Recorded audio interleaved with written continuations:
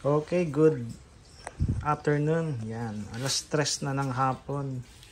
So magpapakain tayo ngayon ng ating mga alagang hito dito sa ating maliit na concrete pond. Ayan. So alam nila kapag kakain na sila, ayan, kapag may mga kaluskos na silang naririnig na alam nilang kakain na sila, ay ayan, naglalabasan sila, ano. Ayan. So ang ipapakain natin ngayon ay tilapia feeds. Ayan, tilapia feeds po yan. Okay. Size 1 mm. Hindi ko sure kung anong size ito. Pero ito po ay ano po? Finisher. Finisher na po ito. Ayan, grower kung tawagin ng iba, grower. Okay? So nagpapakain po tayo ng tilapia feeds yan. Mga 3-4 na beses sa isang linggo, tapos mga bituka na ng isda yung iba para balance naman yung nutrition nila, kasi kung puro protein na lang yung papakain natin sa kanila, baka naman po magkaroon sila ng crackhead disease. So yung crackhead disease, bigla ang paglaki nila, so hindi kinakaya ng kanilang mga bungo, nagka-crack po yung mga bungo nila. Yan, sa ulo namumula po. Ayan, so ibig sabihin kapag ganun po at namumula yung kanilang mga ulo, may mga sakit po yan. Yan yung mga ulo po nila dyan. Kaya mamumula po yan, guys. Mamumula po yan. At kapag namula po yan, manghihina po sila. Mamamatay po sila. So nagka-crack po yung kanilang ulo. So kapag imbalance po yung nutrition na pinapakain po ninyo, kapag puro protein na lang yung inyong ipinapakain, samahan nyo rin po ng mga feeds, ano, wag lang puro protina. Yan, mabilis nga silang lalaki kapag puro protina. Nga lang ay baka naman tamaan sila ng sakit. Yun nga.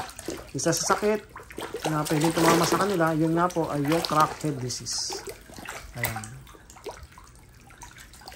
So magpakain din po kayo ng feeds. So, ginagawa lang natin yun, yung pagpapakain ng bitoka ng isda, para makatipid po tayo sa feeds kasi mahal po yung feeds.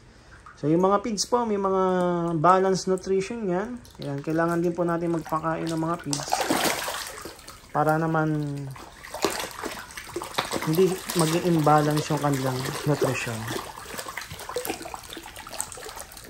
Ayan, ganyan po yan sila katatakaw. Yung mga breeder po natin ito, Ayan, hindi pa ako nagbebenta ng mga breeder, mga kaibigan, dahil kakaunti lang po itong breeder ko.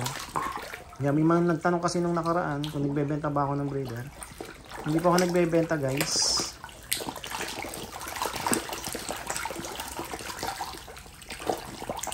Ayan. So kinokondisyon natin yung ating mga isda. Kinokondisyon natin po ito dahil magpapaanak po muli tayo ng mga hito. So paanakin po natin itong muli.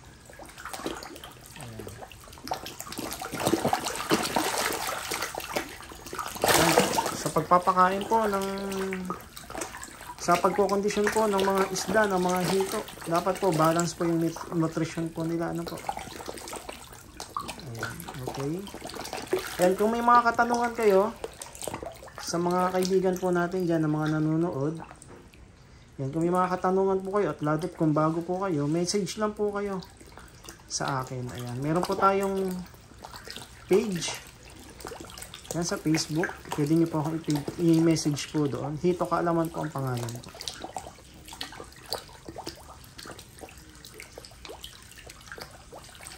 Ayan.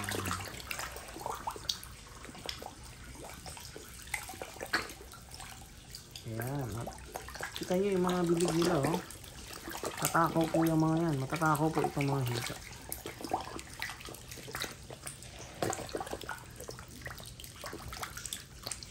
Ayan, yung mga bibig po nila, yung mga ngipin po nila, ayan, kung nakakain na po kayo ng hito, makikita nyo po yan.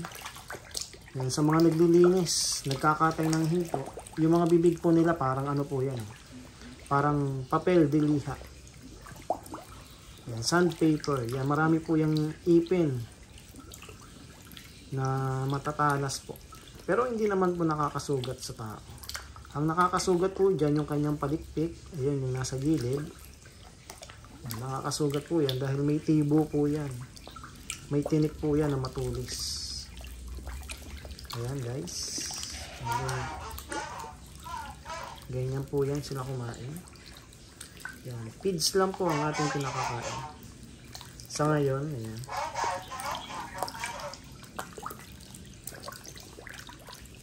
Okay, so wag puro protina. Ulitin natin, wag puro protina ang inyong ipakain. Lagyan nyo rin po ng mga feeds. Ayan, para may makuha rin po silang ibang vitamina.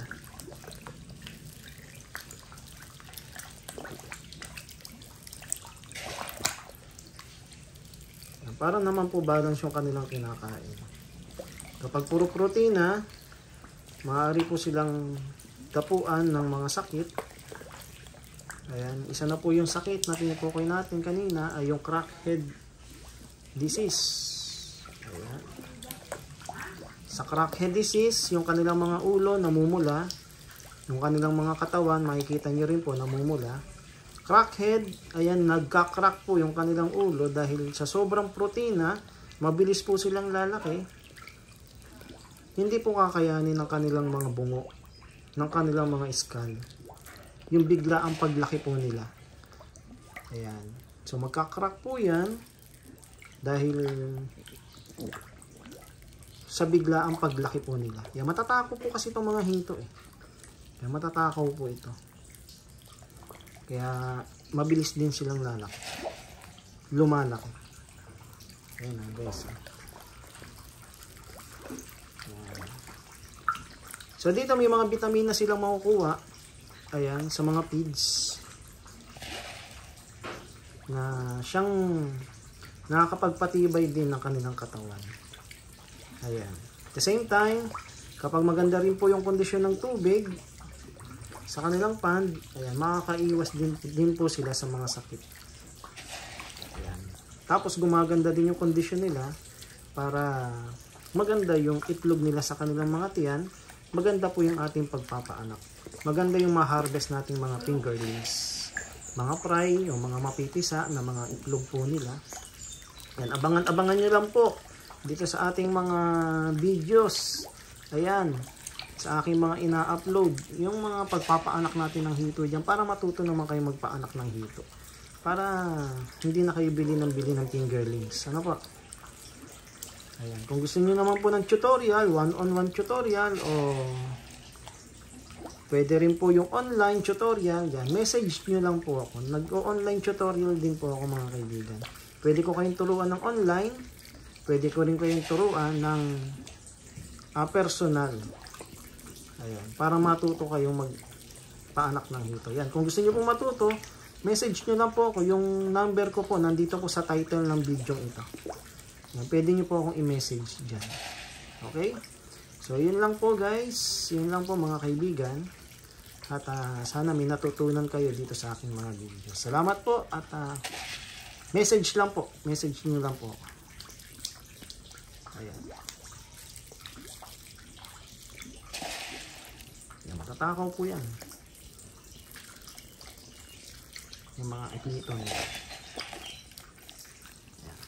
Baka naman tayo dun sa kabila.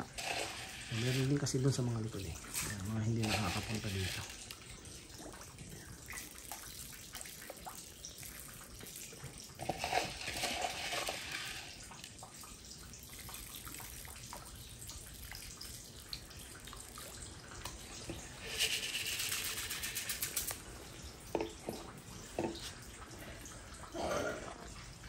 Kung magpapakain po kayo, yung ano lang, sapat lang.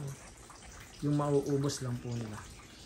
Kasi kapag di nila naubos yan, ay magiging dumi po yan sa kanilang tubig. At pwede silang dapuan ng mga sakit kapag sobrang dumi naman ng tubig.